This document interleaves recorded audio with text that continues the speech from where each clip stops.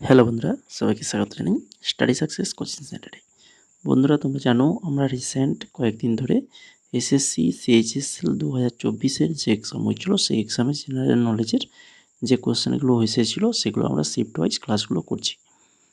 তো আজকে আমরা সিএইচএসএল এর ক্লাস করাবো না, আজকে আমরা করাবো সিজিএল। ঠিক আছে, সিজিএল। তোমরা কেউ একজন কমেন্ট করে বলেছিলে যে সিজিএল এর একটা ক্লাস করাতে। তো আমরা এই শিফট ওয়াইজ কিন্তু সিজিএল এর ক্লাস এর আগে আমরা করাইনি।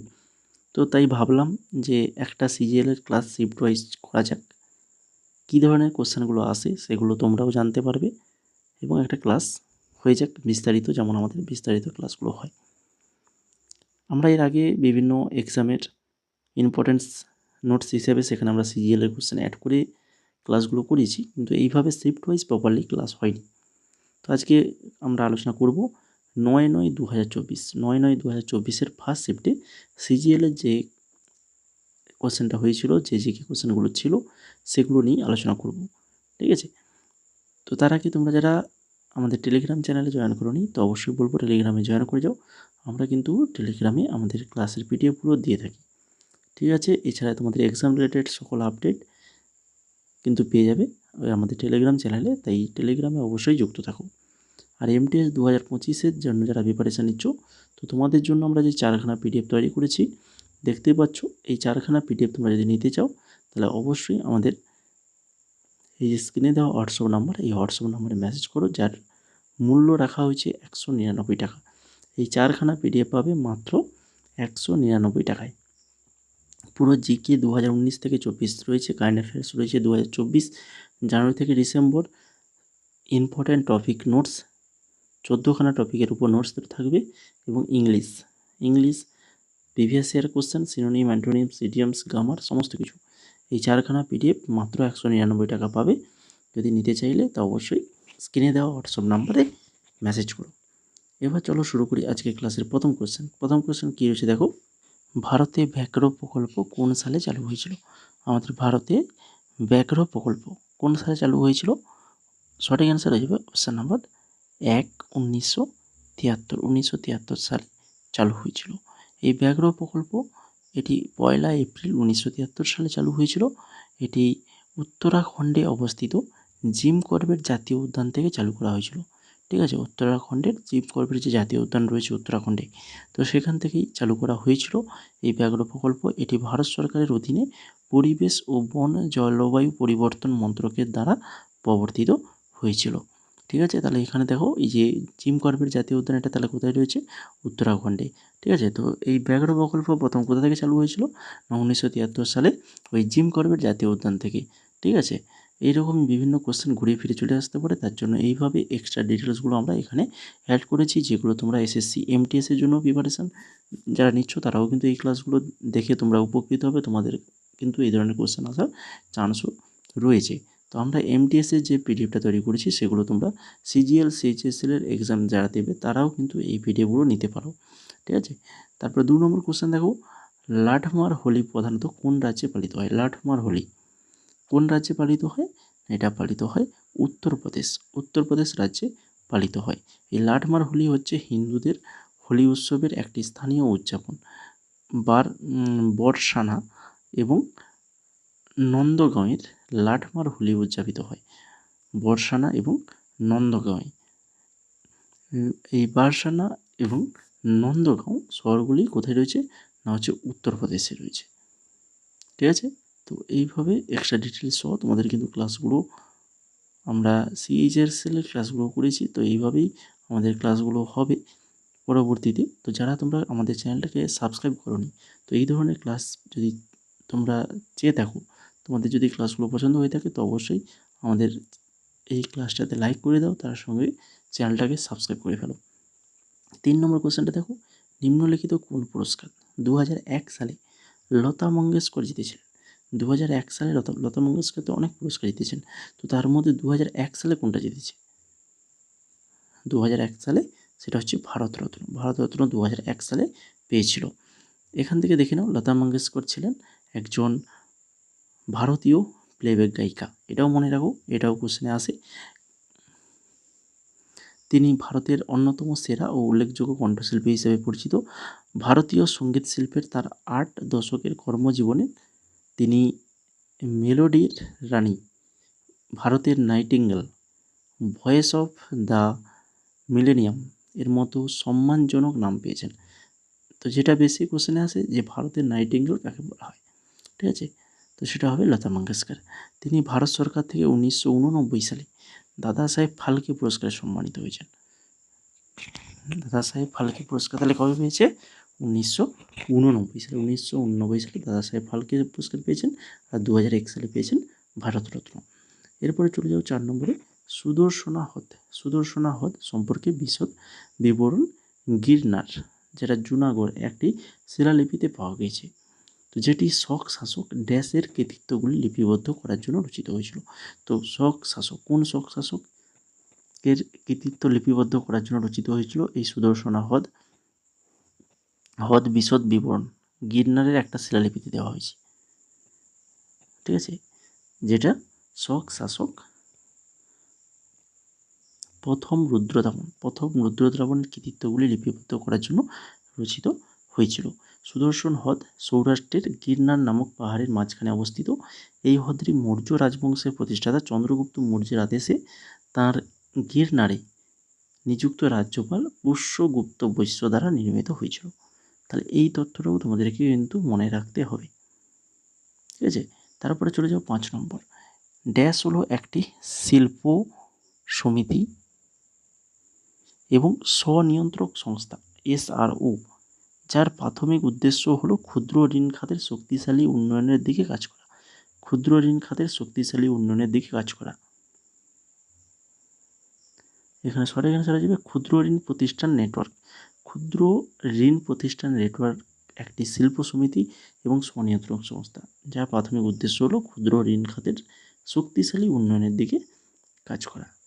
কোন অনুচ্ছেদে অনুচ্ছেদ 32, কোন অনুচ্ছেদে অনুচ্ছেদ 32-এর অনুরূপ বিধান রয়েছে এবং রিটের অ্যাক্টে নিয়ে কাজ করে? রিটের অ্যাক্ট নিয়ে কাজ করে বললেই তাহলে তোমাদের এক হচ্ছে 32 নম্বর মনে পড়বে, আর একটা হচ্ছে কত, আর একটা হচ্ছে ধারা 226, ধারা অর্থাৎ অনুচ্ছেদ 226, 32 এবং 226 এই দুটো অনুচ্ছেদ তোমাদেরকে মনে রাখা উচিত। না কেন? না সুপ্রিম কোর্ট 32 নম্বর অনুচ্ছেদের অধীনে এবং উচ্চ আদালত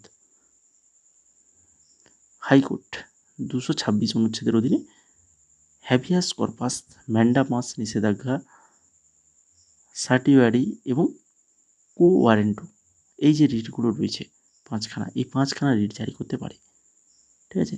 তাহলে সুপ্রিম কোর্ট 32 নম্বর অনুচ্ছেদের অধীনে রিট জারি করতে পারে, আর হচ্ছে হাইকোর্ট 226 নম্বর অনুচ্ছেদের অধীনে রিট জারি করতে পারে। 7 নম্বর কোশ্চেন দেখো, নিচের কোনটি ভারতের রাষ্ট্রপতির অফিসের জন্য শর্ত নয়? রাষ্ট্রপতি অফিসের জন্য শর্ত নয় কোনটি? নয় জিজ্ঞেস করছে, তো সেটা হচ্ছে তিনি তার সরকারি বাসভবন ব্যবহার করার জন্য ভাড়া পরিশোধ ব্যতীত অধিকারী হবেন না, মানে ভাড়া না দিলে তিনি থাকতে পারবেন না। তো এরকম কিছু কি, সে সরকারি বাসভবনে থাকতে পারবে, কোনো রকম ভাড়া লাগবে না, তার জন্য ভাড়া দিতে হবে না, তাই কি না? তো এই জন্য এটা ভুল, এই যে না বলেছে, তো এটা যদি না থাকতো তাহলে এটা ঠিক হয়ে যেত, ঠিক আছে। তো এছাড়া দেখে নাও বাকিগুলো, তিনি কোনো লাভ পদে অধিষ্ঠিত হবেন না, এ তো একদম অবশ্যই রাষ্ট্রপতি কোনো লাভ পদে অধিষ্ঠিত থাকা যাবে না। তার কার্যকালের সময় ভাতা হ্রাস করা হবে না, আর তিনি সংসদের কোনো কক্ষের সদস্য হতে পারবেন না, সংসদের কোনো কক্ষের সদস্য হতে পারবেন না। 8 নম্বর দেখো, নিচের কোন বিবৃতিটি মোনোএসিয়াসকে সবচেয়ে ভালোভাবে সংজ্ঞায়িত করে? মোনোএসিয়াসকে সবচেয়ে ভালোভাবে সংজ্ঞায়িত করে, সেটা হচ্ছে অ্যান্ড্রোএসিয়াম এবং গাইনোসিয়াম উভয়ের একটি ফুল, ঠিক আছে, উভয়ই একটি ফুল। 9 নম্বর দেখো, মোহন বীণা বাদক হচ্ছে পণ্ডিত বিশ্বমোহন ভট্ট। 1994 সালে ড্যাশ পুরস্কার জিতেছেন, বলো। তাহলে বিশ্বমোহন ভট্ট যিনি মোহন বীণা বাদক, পণ্ডিত বিশ্বমোহন ভট্ট যিনি মোহন বীণা বাদক, 1994 সালে কি পুরস্কার পেয়েছেন? গ্র্যামি পুরস্কারে ভূষিত হয়েছিলেন পণ্ডিত বিশ্বমোহন ভট্ট। তার গ্র্যামি পুরস্কার বিজয়ী অ্যালবাম রাই কুডারের সাথে এ মিটিং বাই দ্য রিভারের জন্য সুপরিচিত। তিনি পদ্মভূষণ, পদ্মশ্রী, সঙ্গীত নাটক একাডেমি পুরস্কারে ভূষিত হয়েছেন। তিনি পণ্ডিত রবিশঙ্করের প্রধান শিষ্য ছিলেন। মোহনবীণা একটি পরিবর্তিত হাওয়াই গিটার, যা হিন্দুস্তানি স্লাইড গিটার নামেও পরিচিত।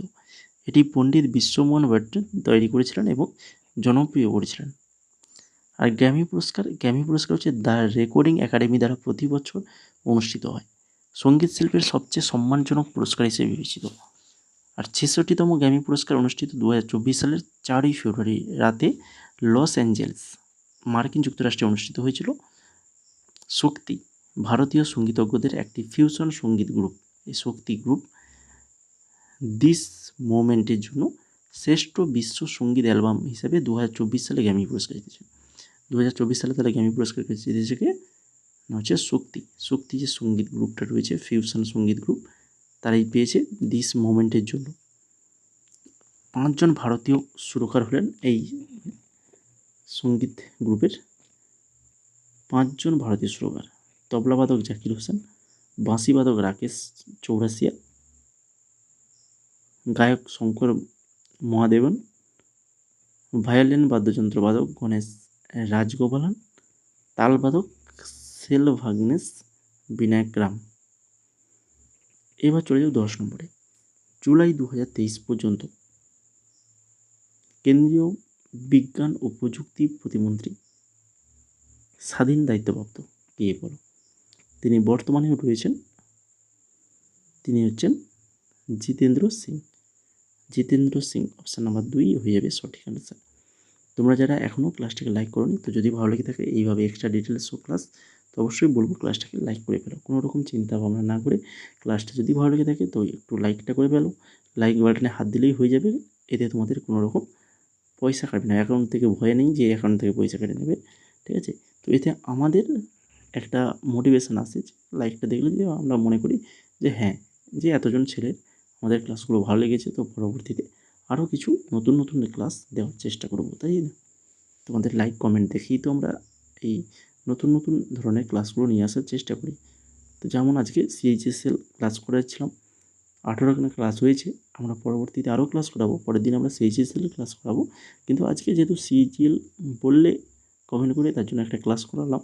তো এতেও তোমরা জানতে পারলে যারা CGL এক্সাম করোনি বা CGL জন্য প্রিপারেশান নাওনি, তো তারাও বুঝতে পেরেছো যে কীরকম CGL কোশ্চেন হয়, তো পরবর্তীতে তোমরা ফর্ম ফিল আপ করতে পারবে, তাই কি না? আর যারা CGL এক্সাম জন্য প্রিপারেশান নিচ্ছে তাদেরকেও একটা উপকার হয়ে গেল। তো এইভাবে আমরা ক্লাসগুলো করাবো। তো তোমাদের লাইক কমেন্ট এগুলো থাকা উচিত, এগুলো দেখেই আমরা কিন্তু পরবর্তী ক্লাসগুলো নিয়ে আসবো। 11 নম্বর কোশ্চেনটা দেখো, নিম্নলিখিত কোন পচন বিক্রিয়াটি রেডক্স বিক্রিয়া নয় কোনটি? না, সেটা হচ্ছে ক্যালসিয়াম কার্বনেটের পচন। ক্যালসিয়াম কার্বনেটের পচন একটি রেডক্স বিক্রিয়া নয়। নিচের মধ্যে কি নীলদর্পণ নাটকটি রচনা করেছেন? নীলদর্পণ নাটক এটি রচনা করেছেন কে? এটি রচনা করেছেন অপশান নাম্বার 3 দীনবন্ধু মিত্র।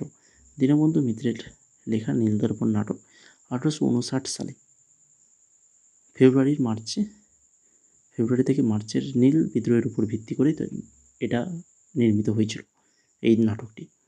এটি ছিল ব্রিটিশ চাষিদের বিরুদ্ধে কৃষকদের বিদ্রোহ, যারা তাদের নীল চাষে বাধ্য করেছিল।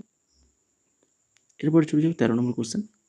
নিম্নলিখিতদের মধ্যে কে 1929 সালে বিহার প্রাদেশিক কিষাণ সভা গঠন করেছিলেন? বিহার প্রাদেশিক কিষাণ সভা গঠন করেছিলেন কে? না, তিনি হচ্ছেন স্বামী সহজানন্দ সরস্বতী। অপশান নাম্বার 4 এখানে সঠিক অ্যান্সার। তারপরে চলে যাও 14 নম্বর কোশ্চেনে। কোন মালভূমিগুলি খুব উর্বর? কারণ এগুলি প্রচুর পরিমাণে কালো মাটি থাকে, যা কৃষিকাজের জন্য খুবই ভালো। বলো, এই যে মালভূমিগুলো রয়েছে এদের মধ্যে কোন মালভূমি খুবই উর্বর? কারণ এখানে প্রচুর পরিমাণে কালো মাটি থাকে। তো সেটা হচ্ছে দাক্ষিণাত্য লাভা মালভূমি। নিচের কোন মৌলিকতার সঠিক ক্রম কোনটি? সেটা হচ্ছে এই যে CSOH, KOH, তারপরে NaOH, তারপরে LiOH। অপশান নাম্বার 4 সঠিক অ্যান্সার। তারপরে 16 নম্বর, সংগঠনের গ্রেড এবং এর উদাহরণের দিক থেকে নিম্নলিখিত কোন জোড়াটি ভুল? সংগঠনের গ্রেড এবং এর উদাহরণ দিক থেকে যেটা ভুল হচ্ছে সেটা হচ্ছে টিস্যু অঙ্গ গ্রেড সংগঠন, যেটা ইউপ্লেকটালা দেওয়া রয়েছে, তো এটা ভুল রয়েছে। তারপরে চলেছে 17 নম্বরে ভারতীয় ক্রিকেট নিয়ন্ত্রণ বোর্ড, যেটা হচ্ছে বিসিসিআই, এর প্রধান কার্যালয় ড্যাশে অবস্থিত। বিসিসিআই এর প্রধান কার্যালয় কোথায় রয়েছে? না, এটা রয়েছে মুম্বাইতে রয়েছে board of control for cricket in India, অর্থাৎ বিসিসিআই কবে হয়েছিল? 1928 সালে প্রতিষ্ঠিত হয়েছিল। এটাও মনে রাখতে হবে, ডিসেম্বরে অস্থায়ী বোর্ড অফ কন্ট্রোল হিসেবে গঠিত হয়েছিল। গুরুত্বপূর্ণ ঘরোয়া cricket tournament Ranji trophy, Duleep trophy, Deodhar trophy, Vijay Hazare trophy, Syed Mushtaq Ali trophy, Irani cup, এইগুলো। এছাড়া আরও রয়েছে। তো এই যে যতগুলো তোমরা ট্রফি দেখতে পাচ্ছ বা এই যে কাপ যেগুলো রয়েছে এখানে ঘরোয়া ক্রিকেট, এই প্রত্যেকটাই হচ্ছে ক্রিকেট টুর্নামেন্ট, ক্রিকেটের সাথে যুক্ত। অনেক সময় এক্সামে আসে, ধরো ইরানি কাপ, এটি কোন খেলার সাথে যুক্ত? তো এটা হচ্ছে ক্রিকেট খেলার সাথে যুক্ত। এইভাবেও মনে রাখো। এরপরে চলে যাও 18 নম্বর কোশ্চেন। যখন জনসংখ্যার ঘনত্ব বিশ্লেষণ করা হয় মোট চাষযোগ্য এলাকার মাধ্যমে গণনা করে, তখন পরিমাপটিকে বলা হয় কি? মোট চাষযোগ্য এলাকার মাধ্যমে গণনা করা, তখন সেই পরিমাপটাকে বলা হয় সারিবৃত্তীয় ঘনত্ব। কী বলা হবে? সারিবৃত্তীয় ঘনত্ব বা বাস্তব জনসংখ্যার ঘনত্ব হলো আবাসযোগ্য জমির প্রতি একক এলাকার মানুষের সংখ্যা। 19 নম্বর কোশ্চেনটা দেখো। মহেন্দ্র বর্মন প্রথম মহেন্দ্র বর্মন নিম্নলিখিত কোন রাজবংশের শাসক ছিলেন? প্রথম মহেন্দ্র বর্মন, যিনি পল্লব রাজবংশের শাসক ছিলেন, প্রথম মহেন্দ্র বর্মন। এখান থেকে জেনে রাখো যে মহাবলীপুরম মন্দির, এটা কিন্তু পল্লব রাজবংশের শাসন আমলে নির্মিত হয়েছিল। 20 নম্বর কোশ্চেন দেখো। ভারতে বিদেশি বিনিয়োগে প্রায়শই কোন চ্যালেঞ্জের মুখোমুখি হয়? বিদেশি বিনিয়োগ কোন চ্যালেঞ্জের মুখোমুখি হয়? না হচ্ছে অসঙ্গত নিয়ন্ত্রক পরিবেশ। নিম্নলিখিত রাজ্যগুলির মধ্যে কোনটি ডালের বৃহত্তম উৎপাদনকারী? ডালের বৃহত্তম উৎপাদনকারী রাজ্য, সেটা হচ্ছে মধ্যপ্রদেশ। অপশান নাম্বার 2 সঠিক অ্যান্সার, মধ্যপ্রদেশ। 1867 সালে মুম্বাইতে প্রার্থনা সমাজ কে প্রতিষ্ঠা করেছিলেন? এই কোশ্চেনটা কিন্তু প্রত্যেক exam, CGL, CHSL, MTS, GD, প্রত্যেকটা কোশ্চেনে এই ধরনের কোশ্চেন কিন্তু আমরা পাচ্ছি। প্রার্থনা সমাজ কে প্রতিষ্ঠা করেছেন? না হচ্ছে আত্মারাম পাণ্ডুরঙ্গ হয়ে যাবে সঠিক অ্যান্সার। তারই সঙ্গে যেটা তোমাদেরকে মনে রাখতে হবে, রাজা রামমোহন রায়ের যে ব্রাহ্ম সমাজ প্রতিষ্ঠা করেছিলেন বাংলায়। তারপরে আর্য সমাজ হচ্ছে দয়ানন্দ সরস্বতী দ্বারা প্রতিষ্ঠিত হয়েছিল। সত্যশোধক সমাজ বর্তমান মহারাষ্ট্রে 1873 সালে প্রতিষ্ঠিত হয়েছিল জ্যোতিরাও ফুলে দ্বারা। আর প্রার্থনা সমাজ 1867 সালে আত্মারাম পাণ্ডুরঙ্গ দ্বারা প্রতিষ্ঠিত হয়েছিল। তো প্রত্যেকটাই তোমাদেরকে ভালো করে মনে রাখতে হবে। তারপরে দেখো 23 নম্বর কোশ্চেন। জুলাই 2023 অনুযায়ী তামিলনাড়ুর মুখ্যমন্ত্রী অর্থাৎ যিনি বর্তমানেও রয়েছেন তিনি হচ্ছেন M K Stalin. Option number 4 সঠিক অ্যান্সার। ভারতের প্রথম গলফ ক্লাব কোন শহরে অবস্থিত? ভারতের প্রথম যে গলফ ক্লাব, এটা কোন শহরে অবস্থিত ছিল? এটা ছিল কলকাতায় অবস্থিত ছিল। রয়্যাল ক্যালকাটা গলফ ক্লাব 1829 সালে প্রতিষ্ঠিত হয়েছিল, যা ভারতের প্রাচীনতম গলফ ক্লাব। এটি গ্রেট ব্রিটেনের বাইরে প্রতিষ্ঠিত প্রথম গলফ ক্লাব, আর ক্লাবটি কলকাতায় অবস্থিত। ঠিক আছে। তারপরে দেখো টাইম ম্যাগাজিনের 2021 সালে যে টাইম ম্যাগাজিন হয়েছিল, সেখানে 100 জন প্রভাবশালী ব্যক্তি তালিকা নিম্নলিখিত কোন ভারতীয় নাম রয়েছে? বলো, 100 জন প্রভাবশালী ব্যক্তি ছিল, তো তার মধ্যে যার নাম রয়েছে তিনি হচ্ছেন নরেন্দ্র মোদী। অপশান নাম্বার 2 সঠিক অ্যান্সার, নরেন্দ্র মোদী। 2021 সালের জন্য টাইম ম্যাগাজিনের 100 জন প্রভাবশালী ভারতীয় ব্যক্তির তালিকা, যেখানে প্রধানমন্ত্রী Narendra Modi, serum institute of ইন্ডিয়ার সিও আদর পুনারওয়ালা, পশ্চিমবঙ্গের মুখ্যমন্ত্রী Mamata Bandyopadhyay, Asian Pacific policy and public কাউন্সিলের নির্বাহী পরিচালক মঞ্জুষা পি কুলকার্নি, এছাড়া জো বাইডেন, কমলা হ্যারিস। তো এই সকল কিছু গুরুত্বপূর্ণ নাম কিন্তু তার মধ্যে ছিল। ঠিক আছে। তো এই ছিল মোট আজকের 25খানা কোশ্চেন। এখানেও কিন্তু সিজিএলে 25খানা করে কোশ্চেন আসে। তো যদি ক্লাসটা ভালো লেগে থাকে তো অবশ্যই ক্লাসটা এখনও যারা লাইক করতে বাকি রয়েছে লাইক করে ফেলো। চ্যানেলটা যদি না সাবস্ক্রাইব করে থাকো তো অবশ্যই সাবস্ক্রাইব করে বেল আইকনে ক্লিক করে ফেলো। তার এই সঙ্গে ডেসক্রিপশনে লিঙ্ক রয়েছে, সেই লিঙ্ক থেকে টেলিগ্রামে জয়েন হয়ে যাও। টেলিগ্রামে জয়েন হয়ে গেলে ক্লাসের পিডিএফ পেয়ে যাবে। তার এই সঙ্গে বিভিন্ন এক্সাম তোমরা যে সকল এক্সামের প্রিপারেশান নিচ্ছ তার তোমাদের কিছু জানার থাকলে সেখানে আমাদের টেলিগ্রামে জানাতে পারবে। তোমাদের সঙ্গে আমার কিন্তু কথাবার্তা তোমরা মেসেজ করলে তার রিপ্লাই কিন্তু নিশ্চয়ই তোমরা পাবে। যে কোনো প্রশ্ন উত্তর জিজ্ঞেস করো তার রিপ্লাই কিন্তু দেওয়া হবে অবশ্যই। এছাড়া এই যে পিডিএফ এমটিএসের তোমরা যদি নিতে চাও, সিজিএল সিএইচএসএল জিডি তোমরা যদি এক্সাম দাও তো তোমরাও কিন্তু এই পিডিএফটা নিতে পারো। ঠিক আছে, তো এটা সবার জন্য এমটিএসের প্রিভিয়াস ইয়ার রয়েছে, কিন্তু সবাই এই পিডিএফটা পড়তে পারবে, কেন এখানে এক্সট্রা ডিটেলস দিয়ে আমাদের এই পিডিএফগুলো তৈরি করা হয়েছে। মূল্য রাখা হয়েছে মাত্র 199 টাকা। স্ক্রিনে দেওয়া হোয়াটসঅ্যাপ নাম্বারে তোমরা কিন্তু মেসেজ করো যদি তোমরা নিতে চাও।